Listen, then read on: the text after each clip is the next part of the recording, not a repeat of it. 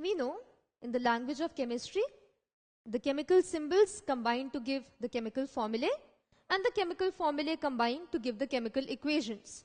So whenever any reaction, any chemical reaction is taking place, we represent it on paper using chemical equations. Now let's try to read these chemical equations. If a chemical equation is represented in this form, that is A reacts with B to form C and D. When there is nothing written on the left, that is there is no number written, this means 1. So this means one molecule of A reacts with one molecule of B to give one molecule of C and one molecule of D. So when we have something like this, this means there is one molecule of A reacting with two molecules of B. So this number 2 shows two molecules of B. They react to form 4 molecules of C and 3 molecules of D. So this number before the reactant and the products shows the number of molecules which are present in the reaction.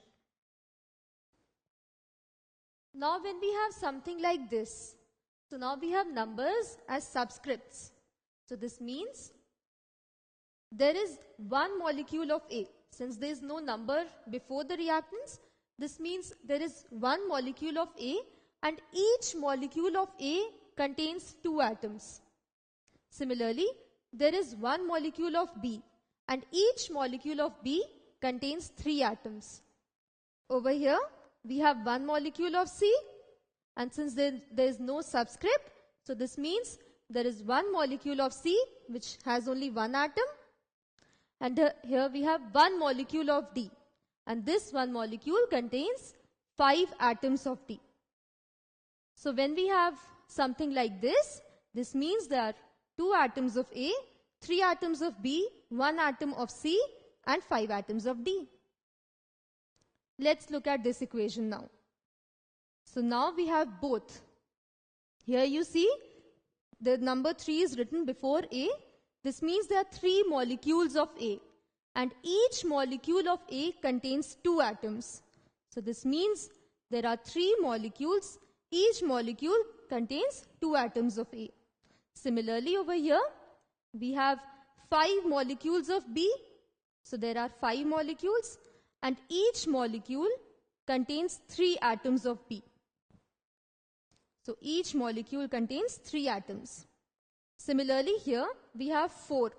So 4 molecules of C and the subscript is 1. This means each molecule contains only 1 atom. Now we have 1 molecule of D and each molecule of D contains 5 atoms. So from here you observe that the number before the reactants and products, that number or that coefficient shows the number of molecules and the subscript shows the number of atoms present in each molecule. So now let's try to count the number of atoms. So in this case, we have one molecule itself and one atom. So number of atoms of A is 1. Number of atoms of B is, there is one molecule containing one atom. So one atom of B, one atom of C and one atom of D. When we have something like this, this means there is one molecule of A. So we have 2 ones are 2. That means 2 atoms of A. Now we have one molecule of B containing 3 atoms. So total number of atoms of B is 3 ones are 3. So we have 3 atoms. We have for C, the number of atoms is 1 into 1. That is 1 atom of C. And for D, we have 5 into 1. So total number of atoms is 5. 3, 4, 5. So we get the number of atoms by multiplying the number of molecules, that is the coefficient before these alphabets, by the number of atoms in each molecule. So let's do this for one reaction. Here we have a reaction. 3 molecules of A react and each molecule of A contains 2 atoms. So what is the total number of atoms of A? We have 3 2s are 6. So we have 6 atoms of A. Similarly, for B, we have 5 3s are 15. So there are 15 atoms of B. 1, 2, 3 and 3 5s are 15. Similarly, for C, we have 4 into 1. So we have 4 atoms of C. And here we have 5 into 1. That means 5 atoms of D. So to calculate the total number of atoms of any species present in the chemical reaction, we multiply the coefficient before the substance by the subscript. So total number of atoms is, in this case for B, it's 5 3s are 15.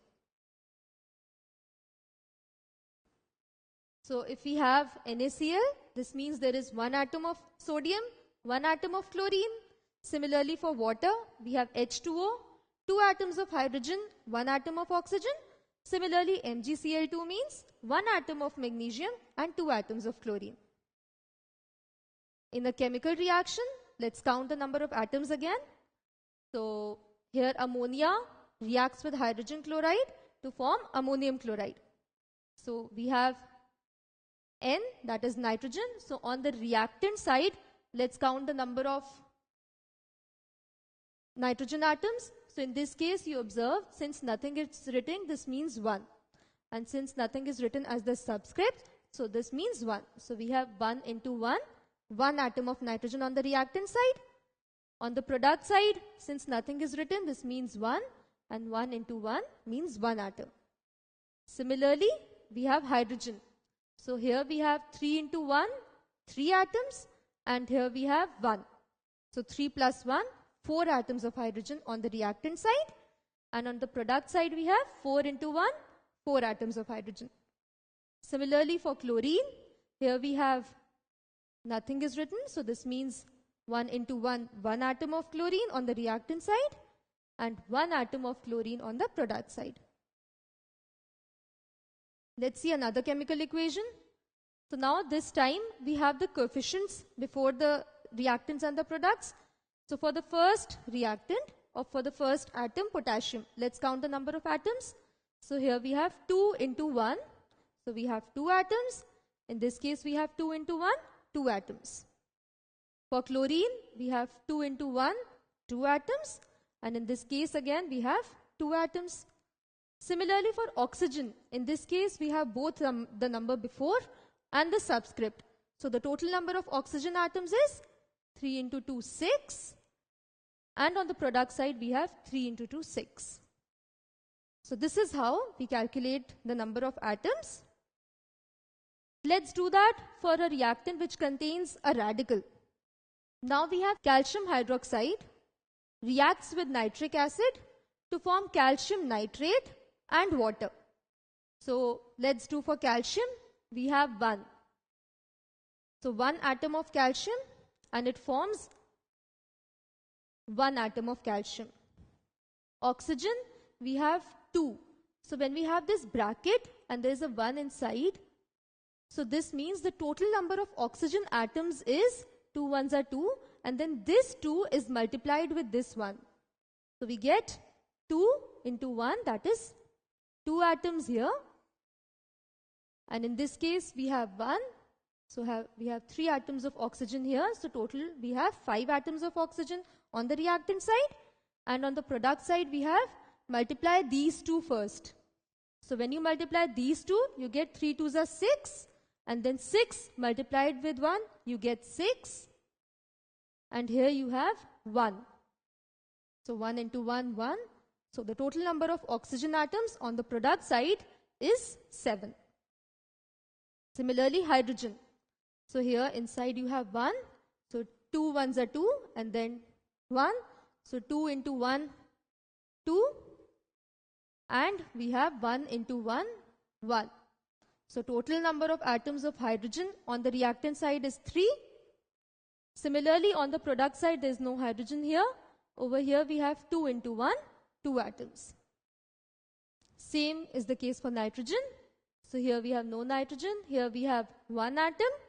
And on the product side, we have, so there is nothing here. This means 2 into 1 into 1, which means 2 atoms. So there are 2 atoms of nitrogen. So when we are counting the number of atoms in a radical, always multiply the number which is present outside the bracket first with this number and then with the total number of molecules.